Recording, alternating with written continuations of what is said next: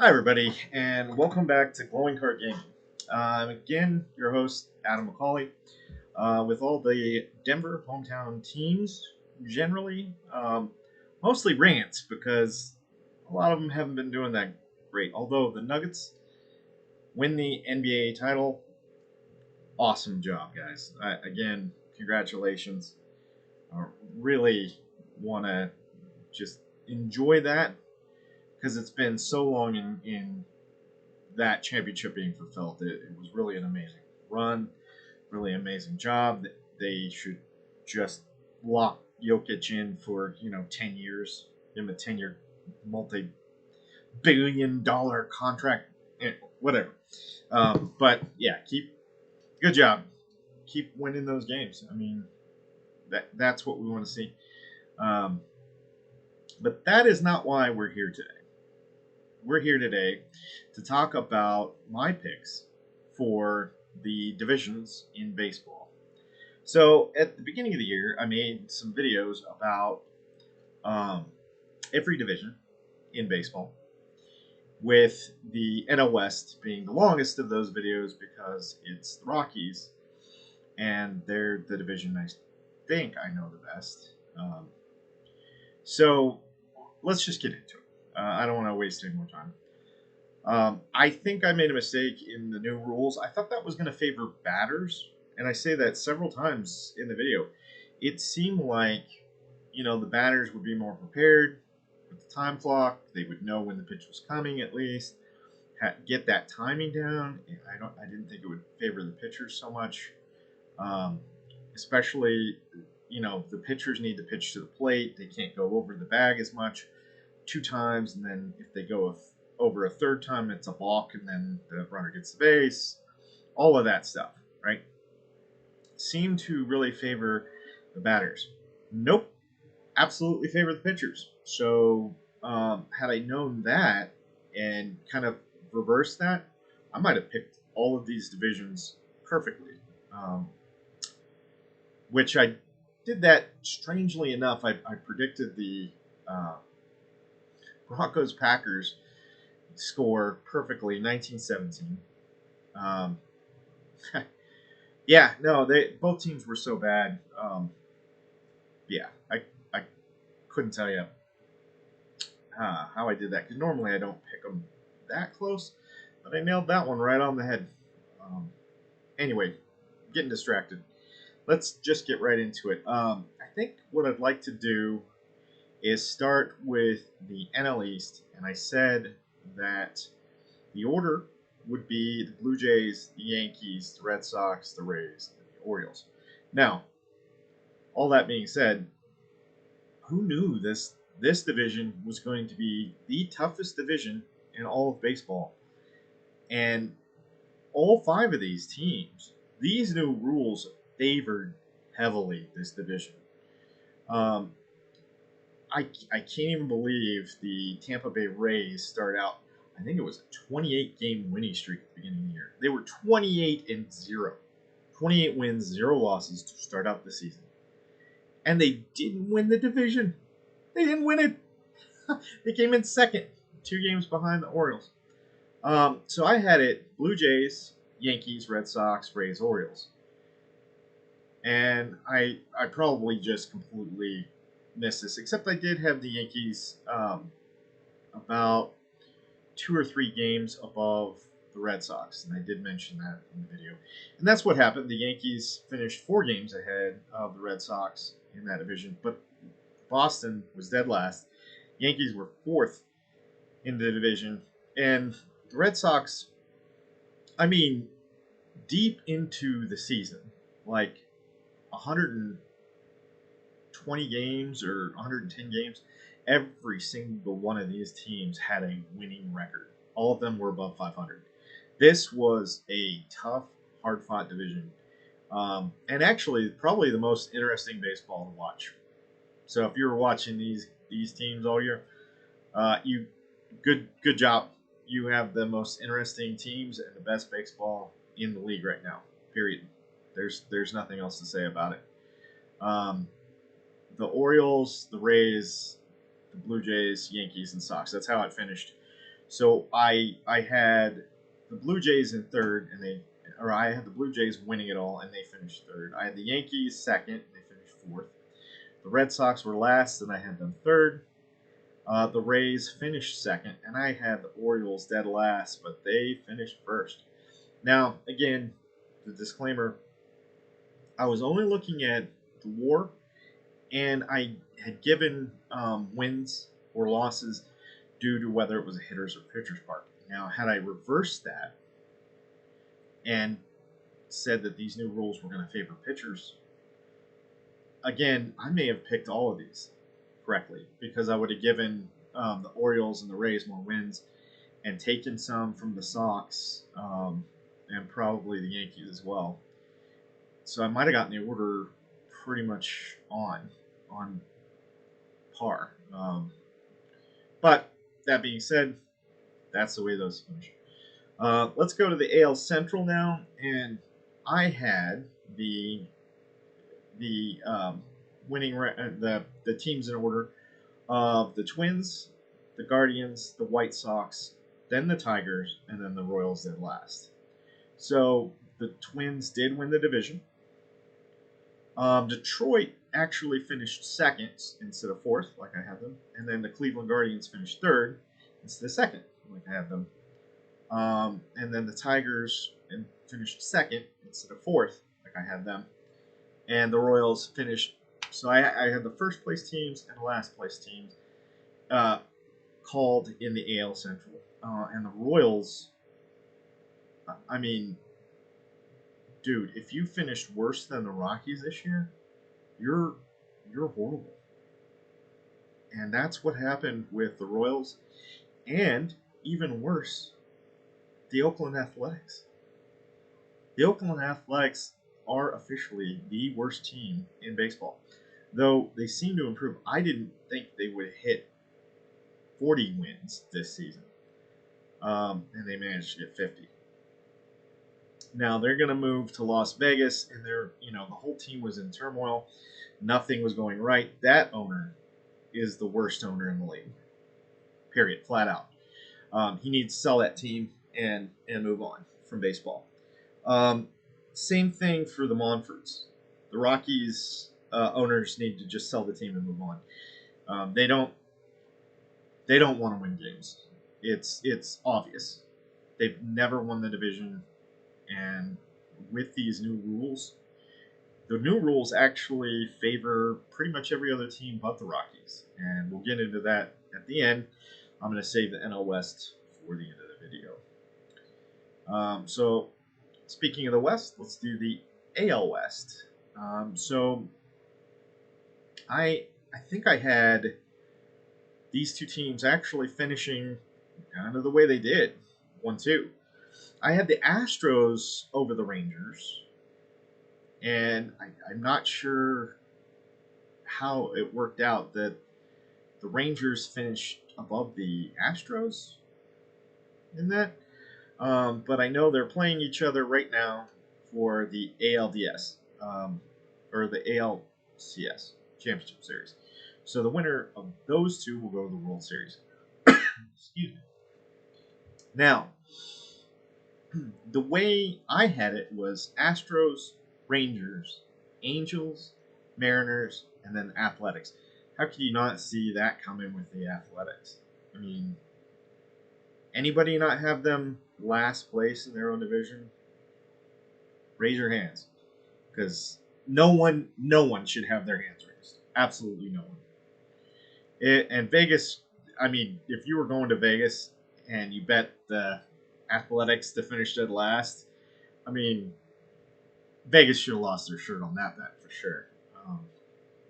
Anyway, so I had Astros, Rangers, Angels, Mariners, Athletics, and it actually finished out Rangers, who were first place, and they had the same record as the Astros, so I don't know what the tiebreaker was for that.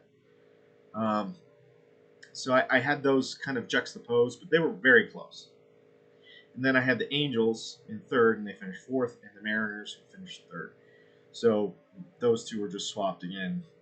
Pretty much, this is a division that kind of had to go down the way it did. I mean, There's no real shocking surprises here. So I'm just gonna leave that where it is. I think I did a pretty job on that one. Um, so now we can move towards the National League. So in the National League, in the NL East, I had. Well, let me say what actually happened. They finished the Braves, the Phillies, the Marlins, the Mets, and then the Nationals. So I had the Braves winning. Then I had the Mets in second, and they actually finished fourth. And then I had the Phillies in third, and they finished second. And the Marlins in fourth, and they finished third. So really, I just had the Mets out of sequence in this. And I had the Nationals finishing last, which they did. So again, first place Braves, last place Nationals, called it dead on. No problems there. It was just the Mets needed to be in fourth instead of second. That's the only thing I missed in that. So I think I did the best in predictions in the NL East. So again, not shocking. Nothing more to say to that. Everything kind of fell just the way it had to, the way those teams were looking.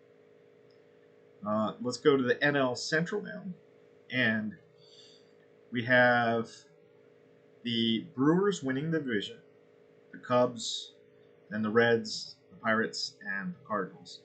So this is a division. I think the new rules had really screwed me up. Pitchers versus hitting ballparks, all of that, because I have the Cardinals winning it instead of being in last place, and then the Brewers second, which they actually won, and then I had the Cubs in third, followed by the Reds and the Pirates. So really, again, not a heck of a lot of shockers except the Cardinals, what predicted to finish first, finished last. And if I move them from first to last, everything else falls exactly as it should. Brewers, Cubs, Reds, Pirates. So, again, except for the Cardinals, not real big shocking moves or anything else there. I just missed the Cardinals. The Cardinals suck, basically, and I had them being a really good team. Now, again, before I get into the NL West and get really distracted and go off on my rants against the ownership, which that's coming, couldn't guess. That's before I get into all that, I was gonna say, I think overall I did a pretty good job calling most of the divisions. A couple of the divisions that were going to be tougher, they had, it was definitely tougher to call, and you can see that. Also, I forgot what I was going to say there. Oh yeah, one thing I mentioned, and I did mention this at the beginning of the year, was the the calls that I had. The only information I had to work with was the off-season moves that these teams had made, the re-signing of players, the WAR, the rule changes, hitters versus pitchers, ballparks, that kind of thing, and I tried to make the adjustments as I could. Now we have more information. We realize the new rule changes actually favor pitchers. There's less hitting, less home runs. I think there's more base stealing now because when you get on base, they can only throw over twice. So if they've thrown over twice, if they throw over again and you make it back to the bag, you just move up. So it allows runners to take that extra step or two off of first base, and I think that favors base stealing, of course. And I think we saw that this year. They're I can't remember who it was, joined like what was it?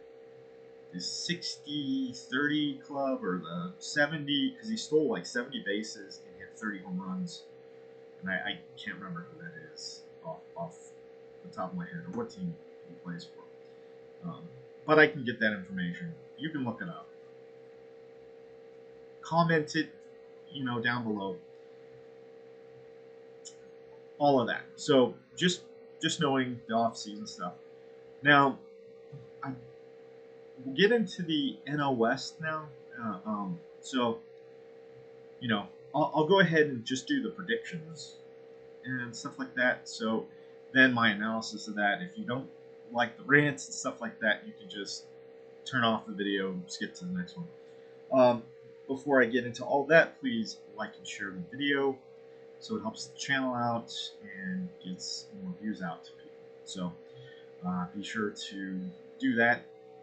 And, I thank you for all your support and watching my videos and all of that stuff. Really do appreciate you guys. So now that we're done with all of that, let's get into the NL West. So my predictions were the Dodgers, the Padres, the Giants, the Rockies slightly edging over the D-backs, who I thought were going to finish in last. Now, during the season, the D-backs made more moves and were able to improve their situation. So what really happened, this is the final standings, were the Dodgers, the Diamondbacks, the Padres, and the Giants, and to no one's shock and surprise, the Rockies, who actually had their worst season in history, finishing 58 and 103 losses. Now remember, Dick Monfort said, hey, this team is actually competitive. They could finish 500, showing he knows zero about baseball. I have nothing more to say. He said it all. He's shown his hand. They know nothing about baseball. As far as I'm concerned, and I hate to say this because I love the team. I love Bud Black. I love everybody who's ever played for the team. Arenado, Blackman, going back, Walt Weiss, the Blake Street Bombers, Dante Bichette, El Gato Grande, Andres Galarraga,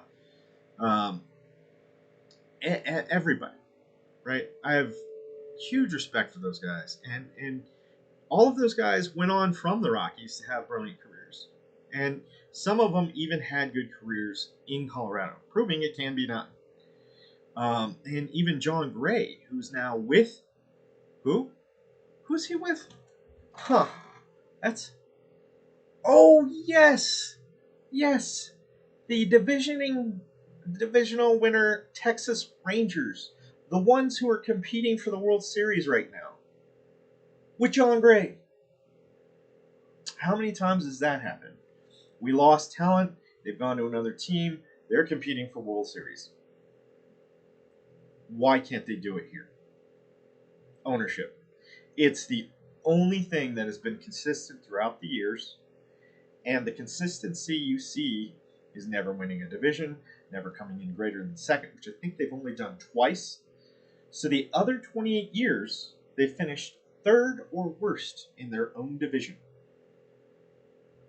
They've made the playoffs, I think, 4 or 5 times. That's it. And I've said this before. The Marlins, who came into the league at the same exact time as the Rockies, have won 2 World Series. 2 in that time. Rockies. 2007 was their only shot, and they got hot. They got really hot, winning 21 out of the last 22, sweeping all the way to the World Series. But again, we all know that when you have such a large, I think they had 9 days off between their last win in the NLCS and the World Series. So that much time kind of wrecks you. And they did what they could, but then they get swept by Boston, who picks up their, I think it's their second. Maybe that was their first one, because I think that might be the year that Boston was down 3-0 to the Yankees in the ALCS and came back to win. One of the only teams to do that, come back from 3-0 deficit to win. Nobody else has really done that. So, and then if you want to talk about within division, oh, we can't, nobody can pitch here, blah, blah, blah, blah, blah. Arizona Diamondbacks, same division, one World Series win. Picked up Randy Johnson, the unit, the big, the big Punisher, who doesn't care if a bird flies in his path when he's pitching the ball. Just going to be an explosion of feathers. Go watch that video; it's amazing. Um, yeah, there is nothing, zero, that the Rockies ownership can say to convince me that they can't be winning World Series here. Nothing. Yeah, some pitchers don't want to come here and pitch. You get the talent here. John Gray wanted to come here and pitch initially. There's an interview where he's 19, he's in the Rockies system. He's ready for the majors now. And the Rockies bring him up, I think, the following year. And he does phenomenal with the Rockies. Why don't you build some pitching staff around that guy? You get some bats in here. You keep Arenado. You keep Story. You have Blackman. You have a few bats. You have some pitching. All of a sudden, you have a divisional winner. You can beat the Dodgers. I mean, you take 10 more games from everybody in the division. That's 40. You finish, 98 and 63. You're competing with the Dodgers at that level. I know that's a tough hill to climb, and especially with the Dodgers and the way they spend money. I get it. But you could finish second. You could get the wild card. You can play your way in. You can beat the Dodgers in the playoffs. The Diamondbacks just did it. No excuses. The ownership is completely 100% at fault. Period. No one else. Not Bud Black, not Charlie Blackman, none of the players. Nobody that's coming on. Joe Girardi went to the Yankees, won a ring there. Yeah, it just keeps happening over and over and over. We have talent here. But when you have ownership saying, hey, this team could be competitive, and then they go and have their worst season ever, and you make no moves, you're spending no money, it tells you exactly what the ownership's after. Money. Go ahead and take your team and move it. I'm done with you guys. And I think a lot of Colorado fans are done with you as well. I don't think there should be any attendance. The only reason I think the Colorado Rockies exists is to have a bar in their stadium and for opposing teams to come in and have basically an away home game and for everybody to go to the bar and drink up to the rooftop. Because it's definitely not to watch the Rockies play baseball. I mean, brutal assessment. I hate to do that because, I would love to see the Rockies win the World Series. But until you get new ownership, people who actually know the game, can run a baseball team, who actually know what they're doing, it's never going to happen here in Colorado. Zero chance. I do not believe in the Rockies anymore. I attended, I think, the year that they went to the playoffs, got the wild card with John Gray. We were there watching John Gray pitch a complete game, strike out, 18 batters at Coors Field. Tell me that pitching can't happen at Coors Field. Go ahead, I'll wait. Because that right there tells me it can. You have to have pitchers that are willing to come here and pitch their hearts out. I don't think a lot of major league pitchers, if they are not willing to come and pitch at Coors Field, they might be good pitchers, but they're not all-star pitchers. If you can pitch at Coors Field and win more games than you lose, you should be an all-star pitcher every year. Every year you can do that. You should go to the All-Star game. You should win a pitching title, Whatever, whatever accolades. I'm just tired of losing baseball here in Colorado, and that's really the long and short of it. There's not much more I have to say about it that hasn't already been said. The Monforts suck. Dick Monfort opened up his mouth yet again and proved he doesn't know a thing about baseball.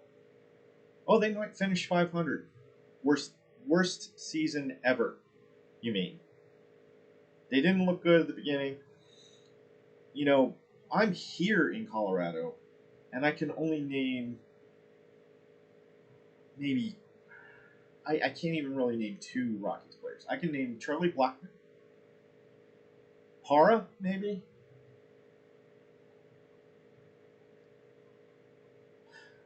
and I don't know anybody else. And I've been to two games. I went to two games this year because they were cheap, and you know I had a friend visit. He wanted to go to a game, so we went. Otherwise, I probably wouldn't have gone to that game. I got tickets. I think they were given to us, and that's why I went to the other game. So I don't see any reason to attend a Rockies game or buy their gear or any of that. I have a Blackman jersey, and that's enough. There's literally no other reason to go watch the Rockies right now. And they're gonna trade Charlie Blackmon. He got a 1 year extension for this year, and that's usually how it goes. That's the way it went with Arenado. He got a 1 year extension. They tried to sign him again, and he went to St. Louis. Um, and to my own argument, my own detriment, the Cardinals finished last this year, but since he's been with them, I think they've done better. Um, and I think Arenado will probably go to a team in the AL East and probably end up winning a ring eventually with one of those teams. So there really isn't anything else. I'm trying to think of what else can I say. How could I get the Rockies management ownership to care about the product on the field? They don't. They only care about money. Um, that's obvious, and it's obvious to us fans, and it has been for 30 years. Personally, just take the team somewhere else. Just take the team somewhere else. I would hope that Major League Baseball would, if they're going to do another expansion, you know, have the Rockies move somewhere else, and we get a different team here in Colorado with ownership that actually cares about baseball and winning games and running and managing a baseball team. Because the Monforts care more about the bottom line, the money they can make, and brewing wine and beer and having a bar. I get it. How else do you make money with the Rockies? It's not like they're a baseball team or anything. So you have to have another business model, which they do.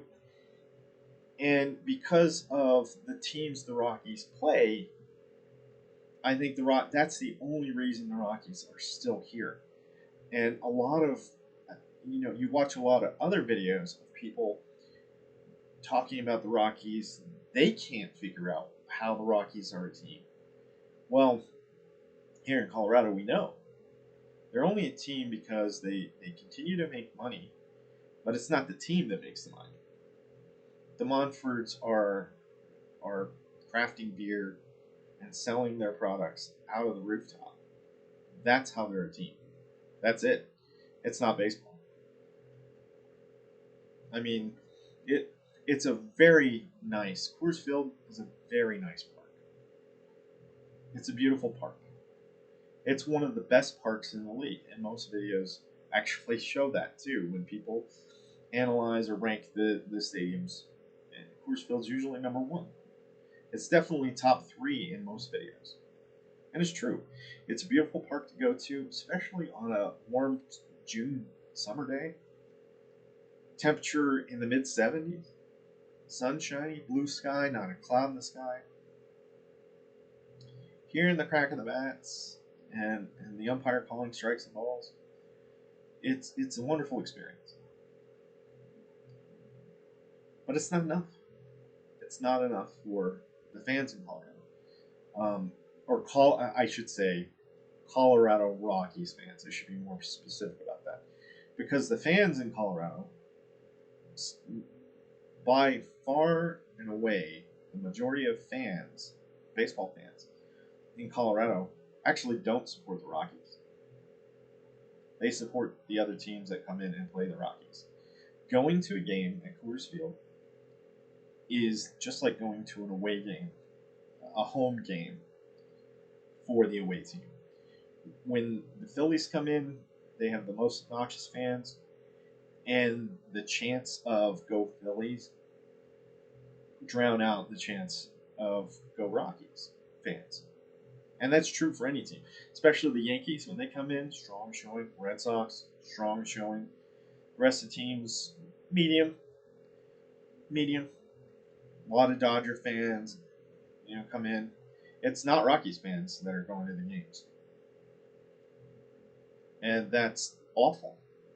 It's bad for baseball, really. I don't know how the Major League Baseball continues to allow this. It is just it's not good for baseball overall to have a team that's basically a AAA team in the majors. The product just isn't there. It's not as good. I mean, yes, there are times where you have like the Lake Street Bombers. The offensive capabilities are there, and it's exciting to watch. But even then, they're not winning. They can't beat Major League Baseball teams. They don't win the division. They've never done it. So that proves everything that I'm saying. And they're not going to. I'm gonna start out right now predicting no change for the Rockies. Next year, it's going to be, again, they're going to either tie or lose even more games next year.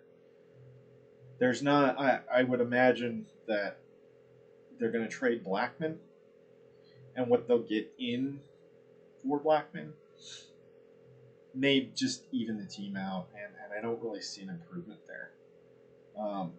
And again, we're not even in the World Series for this year, and I'm already predicting Rockies dead last. I could almost predict for the next 5 years the Rockies will be no higher than fourth. They may luck out one year, and somebody is just so awful that they actually happen to lose more games through sheer dumb luck more than anything else than the Rockies. But the Rockies will be in last place for at least the next 3 years. They're going nowhere fast. And I hate that this last 10 minutes of this video is all about how bad the Rockies are. That is not how these videos should go. This is awful. Again, overall, didn't do bad in the predictions from the beginning of last year. I'll probably do that again. That was actually pretty fun to see how things were going to go. Only next year, I'm going to flip it on the ballparks. Pitchers' ballparks will get more wins. Batting ballparks will get the losses. And I'll adjust accordingly that way. And we'll see how things come out. Because I think that, all of these clubs, I'm just looking at the records for these teams. And the Athletics are going to move to Vegas. They're going to be the Vegas Athletics next year. They're going to have a different ballpark. And that one's going to be kind of up in the air as to whether they'll improve or not. I just don't see them improving enough to climb out of the basement. I mean, they were 40 games behind the Astros and the Rangers.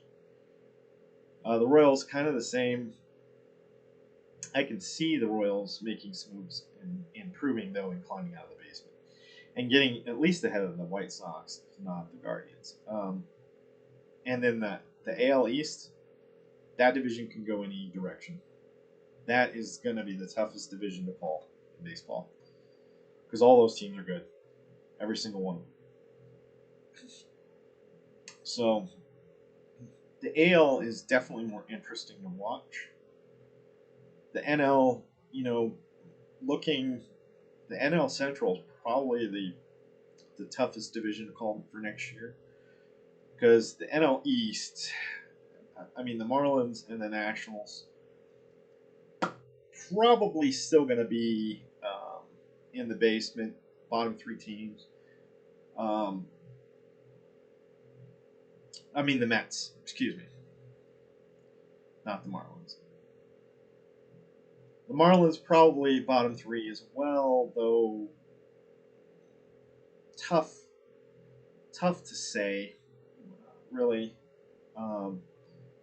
Braves are so dominant. They're kind of like the Dodgers. I think the Braves win it again next year. Same thing with the Dodgers. Until somebody beats the Dodgers, somebody beats the Braves, and somebody beats the Orioles. That's tough. They win 100. All three of those teams I mentioned won 100 games this year, and they're so dominant, and they have such deep pockets. I can't see them losing those divisions until somebody actually just goes out and beats them. And teams will have to be structured to beat those teams within their own division. So, like the Padres, Giants, and D-backs will have to structure themselves to win more games against the Dodgers themselves within the division when they play each other. If they win those battles, I think if you can do that, I think whatever team's able to do that will win the division. But you have to win the overall matchup versus the Dodgers, the Braves, the Orioles. So that's kind of where I see things going for next year. We'll see. We'll see how things go. And again, I'm going to cut off the video now and just leave that where it is. Thank you guys for watching, again, Glowing Card Gaming. And I have been your host, Adam. And as always, be good to each other. God bless. See you guys next time.